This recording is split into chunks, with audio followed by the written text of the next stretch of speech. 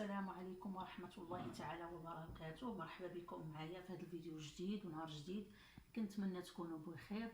اليوم غنبارطيجي معكم الغدا اللي غندير اليوم ان شاء الله باذن الله. غندير الحوت، حنا كنقولوا ليه لو باخ، ويمكن في المغرب كيقولوا ليه الدرعي، كل منطقه اش كتقول ليه، بوشو كل منطقه اش كتقول ليه. دونك غنحتاجوا الحوت، غنحتاجوا نص كيلو ديال الخيزو، نص كيلو ديال البطاطا، غنحتاجوا الزيت البلديه، التوابل غنحتاجوا الملحه، الزعفران، الزغبه، الكمون، الكركم البلدي، السودانيه، وغنحتاجوا القزبر يابس، غنحتاجوا الحامض، الثومه محكوكه. وهذا الخليط السحري. هنا اون فيت طحنت مطيشه وطحنت الفلفله حلوه والقزبر ومعدنوس وبصله، وزدت فيها واحد العاشقه ديال الطوماط كونسونطري. غنبداو باول مرحله، غنشدو لاصوص ديالنا، غنديرو كلشي في خطره.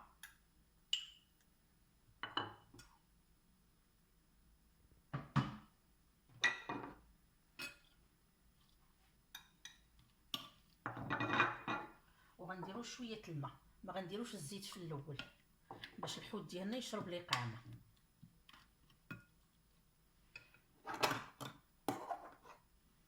وغنعصرو الحامض هكا غير باليد. لاحظوا معايا العمليه.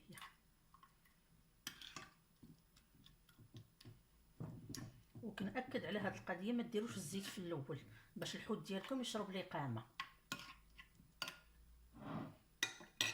غنشدو الحوت من بعد ما نظفناه مزيان من الداخل وفلحته من هنا باش تدخل فيه الإقامه.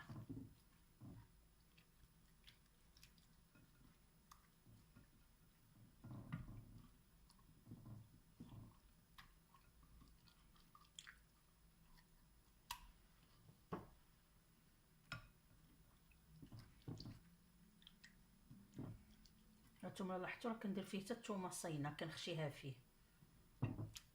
كتعطي واحد البنه رائعه.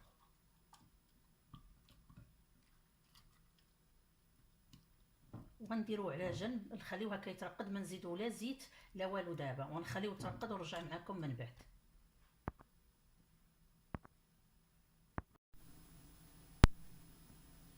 هانتوما كما كتشوفوا معايا خلينا الحوت تشرمل، حيدناه من لاصوص. وهاد لاصوص شدينا الخضره خيزو بطاطا، سلقناهم غير نص سلقه ماشي بزاف، واحتفظت بالماء ديالهم كما كتشوفوا معايا، احتفظت بالماء ديالهم. دابا الخضره غنشرملوها مع لاصوص، خليكم معايا.